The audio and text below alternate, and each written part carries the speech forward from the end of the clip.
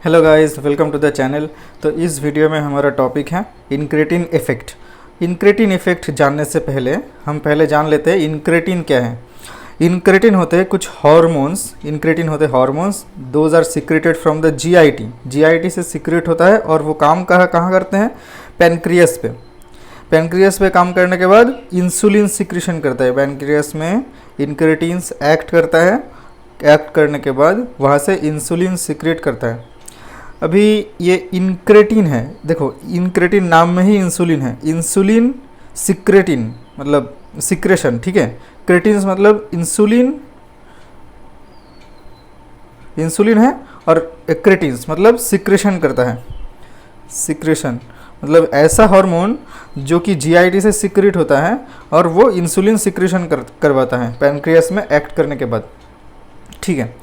तो ये जो इंक्रेटिन्स एग्जाम्पल्स क्या क्या है? जीआईपी और जीएलपी-1। जीआईपी मतलब ग्लूकोज डिपेंडेंट इंसुलिनोट्रोपिक पेप्टाइड, और जीएलपी-1 यही सबसे इम्पॉर्टेंट इंक्रेटिन है जिसको बोलते हैं glucagon like peptide 1।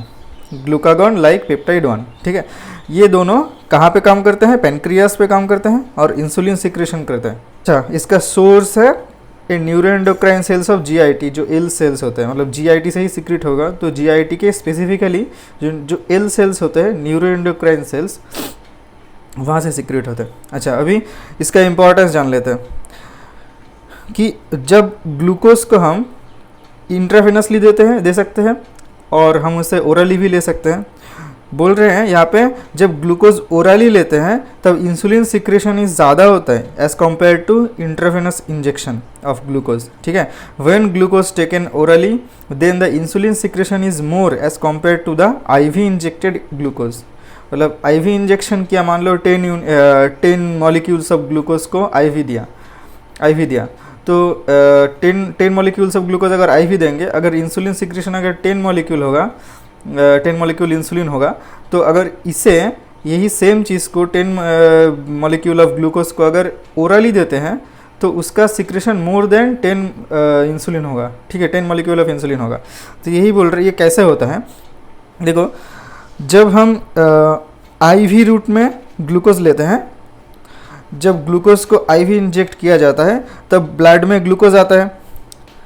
Blood glucose directly, blood glucose मतलब ब्लड में वो ग्लूकोज इंजेक्ट हो रहा है डायरेक्टली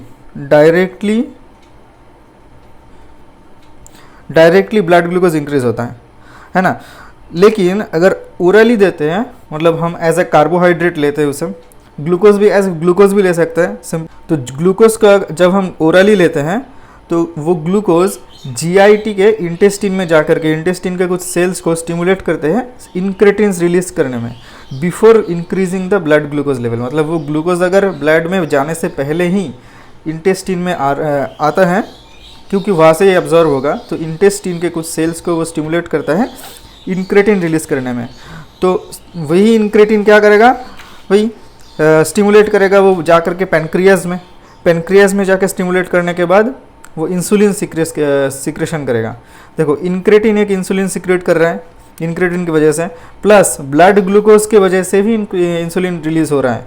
पहले सिर्फ जब हम इंट्रावेनस इंजेक्शन दे रहे थे तब सिर्फ ब्लड ग्लूकोज की वजह से इंसुलिन सिक्रेशन हो रहा था। हम जब इंसुलिन के mechanism of action, mechanism of secretion पढ़े थे, कैसे इंसुलिन सिक्रेट होता है, प्रीवियस वीडियो में हम डिस्कस कर चुके हैं। वहाँ पे बोले थे जितना ज़्यादा ब्लड ग्लूकोज इंक्रीज करेगा उतना ही ज़्यादा इंसुलिन रिलीज होगा।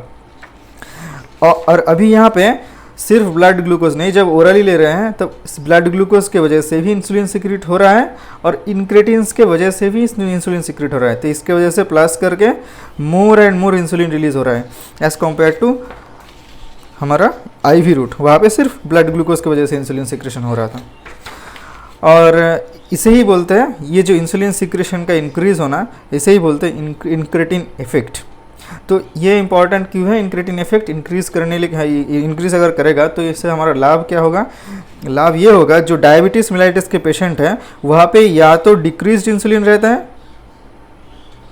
या तो टाइप 2 में जो क्या होता है, इंसुलिन रेजिस्टेंस होता है। इंसुलिन रेजिस्टेंस, अभी ये जो इंसुलिन रेजिस्टेंस और इंसुलिन डिक्रीज, ये दोनों स्टेट में ही अगर हम किसी में दोनों ही स्टेट में अगर हम इंसुलिन को सिक्रेशन को बढ़ा देते हैं तो हमारा जो डायबिटिक जो कॉम्प्लिकेशंस कम हो सकते हैं, ब्लड ग्लूकोज कंट्रोल ज़्यादा हो सकता है।